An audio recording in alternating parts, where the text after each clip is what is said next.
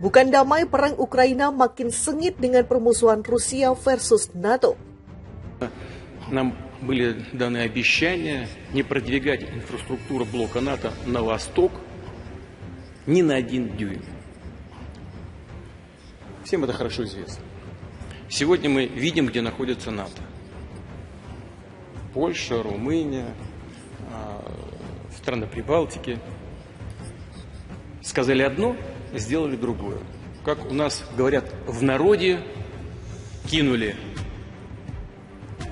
About moving on 1 single inch of NATO territory. We have sacred obligation.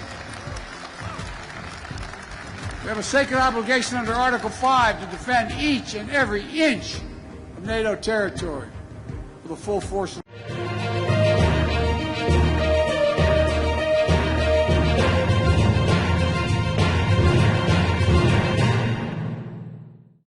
Perang di Ukraina diyakini akan menjadi lebih sengit dengan campur tangan NATO untuk membela Kiev dalam melawan Rusia. Bahkan Rusia telah menjadikan NATO sebagai sasaran militer yang sah. Dikutip dari kantor berita Rusia TASS, dialog antara NATO dan Rusia tidak akan terjadi dengan perkembangan terbaru saat ini. Rusia seharusnya tidak diharapkan untuk membuat pengembangan konseptual kejaminan keamanan sebelumnya yang dikirim ke Amerika Serikat dan NATO setahun yang lalu, kata seorang sumber. Kami tidak akan menjadi orang yang melakukannya, alasannya jika kami melakukannya, akan muncul kebutuhan untuk memperbarui posisi yang tidak dapat diperbarui karena semuanya tergantung pada bagaimana situasi di lapangan terungkap selama operasi militer khusus, tambahnya. Pernyataan ini muncul setelah mantan Presiden Rusia dan Wakil Ketua Dewan Keamanan Rusia, Dmitry Medvedev, menyarankan agar semua negara NATO dapat menjadi sasaran penargetan militer. Dalam pernyataan yang diunggah ke saluran Telegramnya, Medvedev mempertanyakan pengiriman senjata ke Ukraina dari negara-negara NATO. Hari ini pernyataan utama adalah apakah perang hibrida de facto yang diumumkan di negara kita oleh NATO dapat dianggap sebagai masuknya aliansi ke dalam perang dengan Rusia. Apakah mungkin untuk melihat pengiriman sejumlah besar senjata ke Ukraina sebagai serangan ke Rusia? Tanya dia seperti dikutip Newsweek. Sementara itu pada hari Jumat 16 Desember, juru bicara NATO, Oana Lunjesko, menegaskan kembali perlunya NATO untuk mendukung Ukraina lantaran Rusia telah bersiap untuk memobilisasi lebih banyak kekuatan. Hingga saat ini upaya untuk menemukan resolusi damai belum bisa dijalankan, terlebih Rusia dibuat geram dengan banyaknya senjata yang diberikan NATO pada Ukraina. Sulit untuk memprediksi prospek konflik di masa depan, karena bergantung pada tindakan dan keputusan pemerintah dan pihak lain yang terlibat, kata analis politik Craig Arganoff. Terang-terangan NATO sebut potensi perang Rusia versus NATO. NATO terang-terangan menyebut potensi perang aliansi itu dengan Rusia. Kepala NATO berujar perang Ukraina dapat lepas kendali dan bisa menjadi perang antara Rusia dan NATO. Jika ada yang salah, mereka bisa menjadi sangat salah, tegas Sekretaris Jenderal NATO Jens Stoltenberg dalam wawancara dengan media Norwegia NRK. Ini adalah perang yang mengerikan di Ukraina, tambahnya. Itu juga perang yang bisa menjadi perang penuh yang menyebar menjadi perang besar antara NATO dan Rusia, tegasnya. Stoltenberg yang mantan Perdana Menteri Norwegia mengatakan tidak ada keraguan akan kemungkinan perang besar-besaran terjadi.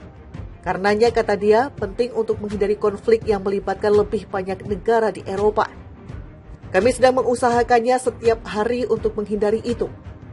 Pernyataan Stoltenberg terjadi saat Presiden Rusia Vladimir Putin kembali muncul dengan pernyataan terbaru soal nuklir. Jumat ia melontarkan bahwa Rusia dapat secara resmi mengubah doktrinnya saat ini.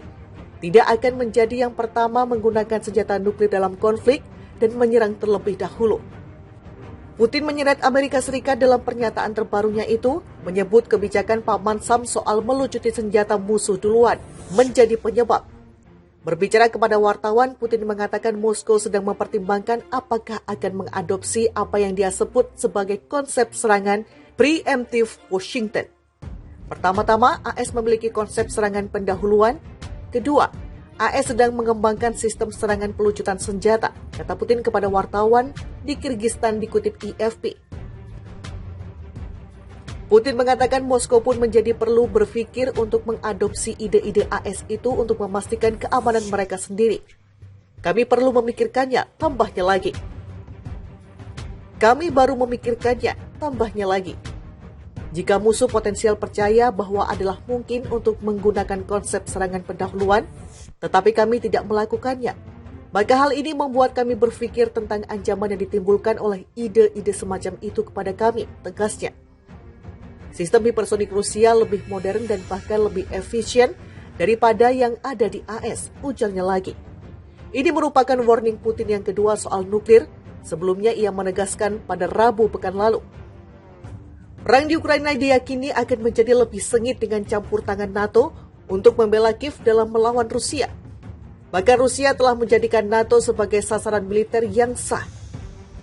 Dikutip dari kantor berita Rusia TASS, dialog antara NATO dan Rusia tidak akan terjadi dengan perkembangan terbaru saat ini.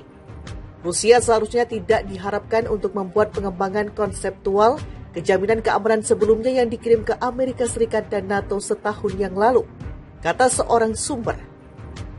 Kami tidak akan menjadi orang yang melakukannya, alasannya jika kami melakukannya, akan muncul kebutuhan untuk memperbarui posisi yang tidak dapat diperbarui karena semuanya tergantung pada bagaimana situasi di lapangan terungkap selama operasi militer khusus, tambahnya.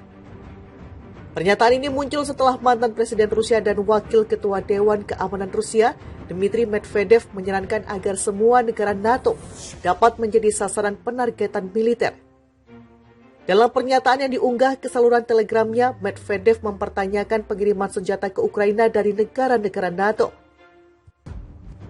Hari ini pernyataan utama adalah apakah perang hibrida de facto yang diumumkan di negara kita oleh NATO dapat dianggap sebagai masuknya aliansi ke dalam perang dengan Rusia. Apakah mungkin untuk melihat pengiriman sejumlah besar senjata ke Ukraina sebagai serangan ke Rusia? Hanya dia seperti dikutip Newsweek. Sementara itu pada hari Jumat 16 Desember, juru bicara NATO, Oana Lunjesko, menegaskan kembali perlunya NATO untuk mendukung Ukraina lantaran Rusia telah bersiap untuk memobilisasi lebih banyak kekuatan. Hingga saat ini upaya untuk menemukan resolusi damai belum bisa dijalankan. Terlebih Rusia dibuat geram dengan banyaknya senjata yang diberikan NATO pada Ukraina. Sulit untuk memprediksi prospek konflik di masa depan, karena bergantung pada tindakan dan keputusan pemerintah dan pihak lain yang terlibat, kata analis politik Craig Arganoff. Terang-terangan NATO sebut potensi perang Rusia versus NATO. NATO terang-terangan menyebut potensi perang aliansi itu dengan Rusia. Kepala NATO berujar perang Ukraina dapat lepas kendali dan bisa menjadi perang antara Rusia dan NATO. Jika ada yang salah, mereka bisa menjadi sangat salah, tegas Sekretaris Jenderal NATO Jens Stoltenberg dalam wawancara dengan